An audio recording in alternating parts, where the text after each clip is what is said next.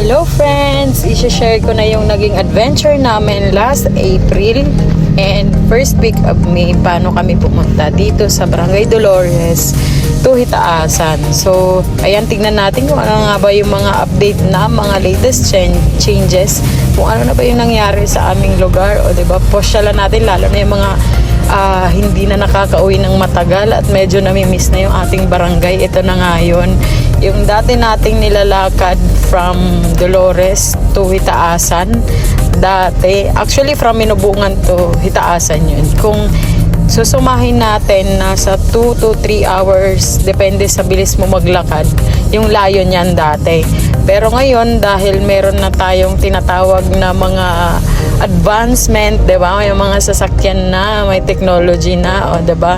Mas mabilis na 5 to 10 minutes na lang makakarating ka na sa mga lugar na 'to, kagaya ng galing Hinubungan to Dolores and Dolores to Hitaasan. So, bakit natin favorite puntahan? Syempre dito po tayo lumaki, 'di ba? Dito tayo pinanganakan, at the same time yung bawat sulok and kanto nitong lugar na 'to is maraming mga memories na nabuo, and ito na nga pinuntahan namin kasi for the past 20 years hindi na ulit ako nakapunta ng Hitaasan.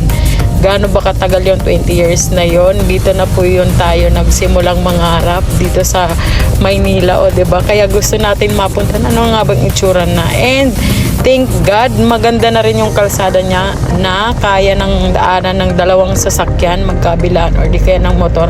Kaya sa ngayon, mabilis na makapunta sa mga piyesta ang mga kapitbahay, kalapit naming barangay. Kasi ito na nga siya, 'di ba? Ang ganda na dating maputik na kalsada, mabasa, may dagat, at pag mataas pa yung dagat namin dati, hindi pa kami makatawid dyan or makapamiesta. Pero ito na siya ngayon, o 'di ba? Shout out sa mga barangay officials or yung mga nasa nakaupong nag-push nito para mapaayos yung kalsada. Very good and good job kayo. Sana ipagpatuloy nyo pa. Parang kulang na lang yata dito mga ilaw ba? Tama ba? Meron na yung iba, pero yung iba pwede pa siguro madagdagan para medyo safe na yung kalsada natin. And nakakatawa dahil nakarating nga tayo ng ilang minuto lang, o 'di ba, napasyalan namin ng Hitaasan. Actually umikot lang kami nito kasi sabi ko hindi na kami makapasyal dito, and at the same time sinilip na rin namin kung ano nga ba yung kalsada doon and pwedeng makita ng mga kababayan natin, 'di ba, mga kabarangay natin hindi na rin nakakauwi. Ito na yon, pwede natin daanan or pwede na nga tayo mag-jogging dito every morning kasi maayos yung kalsada, and at the same time fresh yung hangin kahit mainit.